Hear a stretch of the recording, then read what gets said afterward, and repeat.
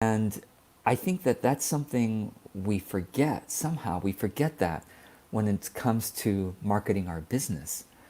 And here is the core mix of intention that corrupts our actions.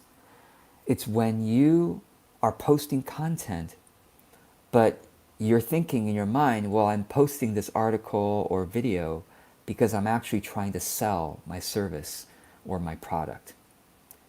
You think, well, George, isn't that what we're supposed to do? Content marketing? Isn't that content marketing is supposed to use content to sell the stuff we sell in our business? Isn't that right, George? Well, how do you feel when you do that? You know it doesn't feel great. You know it feels tricky. Like you're kind of promising free content to your audience, but then you know in your heart that it's not really the free content you're giving them, but it's a, a, a veiled sales pitch, right? I used to do that too. And I always had this weird feeling in my conscience about it.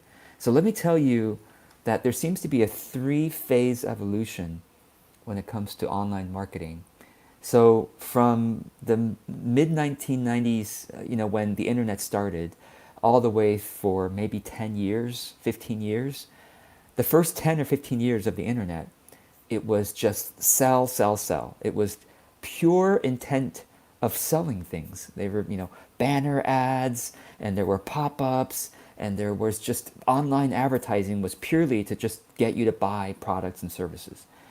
And that, ironically, is more pure in intent than what some of us are doing when it comes to our online content. It's just like, hey, I have no, I'm not hiding anything. I'm just trying to sell you this product.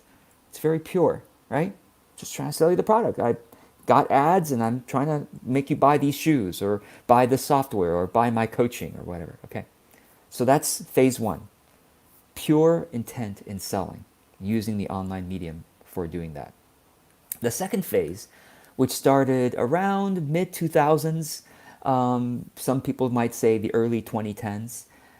The second phase was content marketing, or rather, it's more like content generosity, where people started realizing, gosh, if we became pure in our intent to just giving content, blogging, right? Blogging and podcasting became big in the mid 2000s, early 2010s. It was very pure. And YouTube videos, people just made videos like this to bless people without trying to sell. They just wanted to share helpful information, maybe inspiring content or entertainment or whatever it is. Okay, so that was the second phase. Mid 2000s, early 2010s, until about, well, until now, really, is still this generosity, blogging and podcasting being so pure and just giving value. Now, the problem is when those of us mix the two. It's like we're not fully transparent with the fact that we're trying to sell you something, and at the same time, we're not fully transparent that our content, our video, or our article isn't just to try to help you. It's not just full altruism. It's like sneaky, I'm writing an article, but at the end, aha, I was really setting you up. Have you noticed this? I mean, honestly, I see some of some of people that I really enjoy, as friends and colleagues. I see them doing that. I'm like, oh man, you don't have to do that. It's like, you tell a story and it starts out so well. It's like, oh, I'm telling you this wonderful story or share this wonderful advice, and then at the end, it was really to, to sell you a program or a product. Now, by the way, I have to say, some of my own clients do this, and I think it's because I haven't clarified that this is not necessarily the most optimal way of doing it. And so that's why I'm clarifying it now to all of you, to please stop mixing. Oh, I'm going to tell a story first, and then I'm going to sell them my coaching or my service or my product or my course at the end of the post or at the end of the video. Because it feels like a sales pitch. I mean, for example, right now, I seem like I'm genuine in, sharing this with you, but what if suddenly I said, so that's why you should buy my course on how to separate content from selling. And that's where I'm really going to get into the step-by-step Do you see what I mean? Like, if like, oh, George, come on. I came here thinking that you were trying to help me out. You were trying to be kind and nice and share some helpful information that you're genuinely passionate about. And really, it was just a thinly veiled sales pitch. It doesn't feel good. So why are we doing it? Because we don't think there's any other way of doing it, right?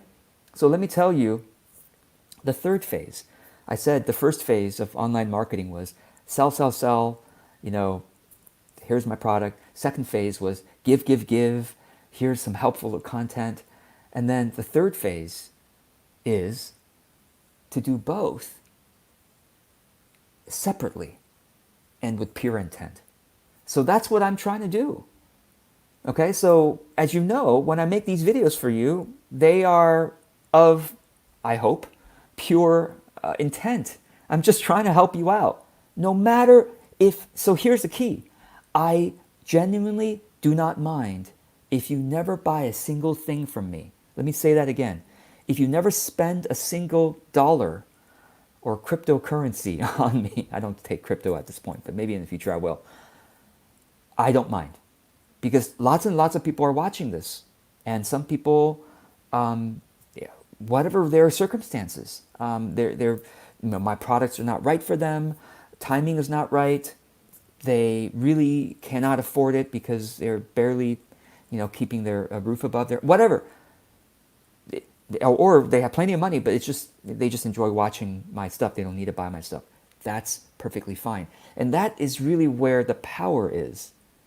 That is really where the authentic power is when you do this.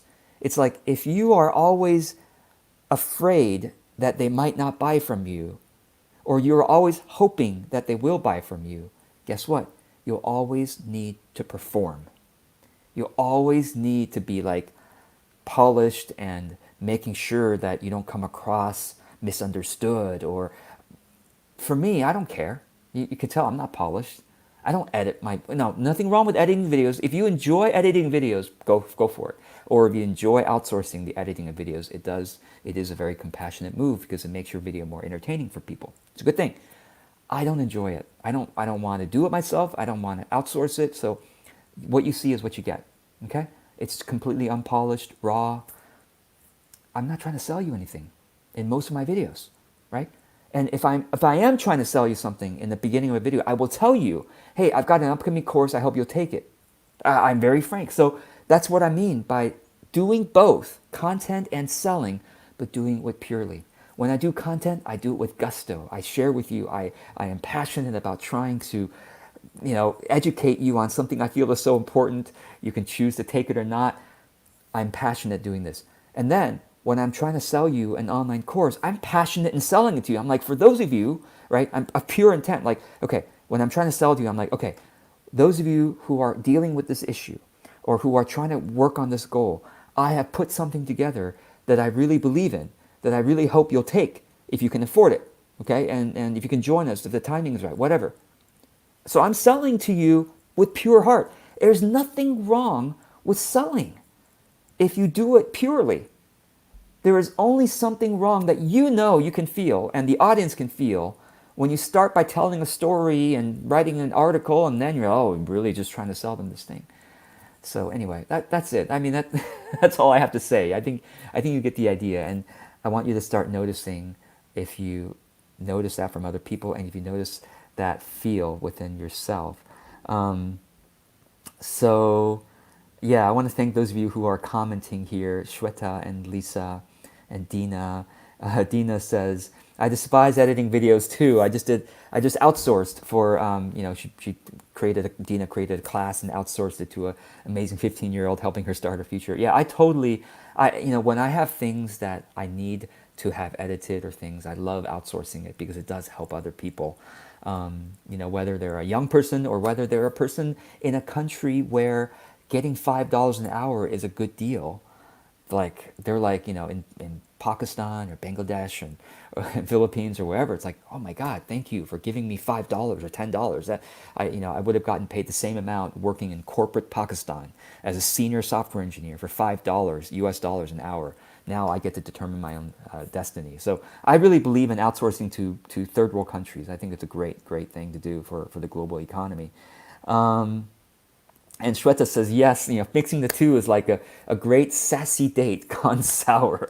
It's like, yeah, it started so sweet, and then, oof, they want to get me in bed before, we've gotten to know each other. So anyway, I want to thank you for watching my videos. I really appreciate it. I hope that you feel my pure intent when you watch my videos, read my articles. Now, here's the thing. I do sometimes mention my courses in my articles and videos, but I mention it as more of an FYI, like in a parenthetical comment. Oh, by the way, I also teach Facebook ads course, in case you're thinking, well, how do I learn Facebook ads, right? Because I mention Facebook ads so often, like, oh, by the way, I teach a course like that. But it's more for FYI, not for like, well, by the end of the article, they should want to take a Facebook ads course. No, it's but anyway, I want you to call me out whenever you see me mixing the two too much, because I do want to stay with pure intent with my content. So anyway, that's all for today. Thank you so much for joining me, and thank you again for your comments. I wish you well, and I'll see you in the next video. Take care.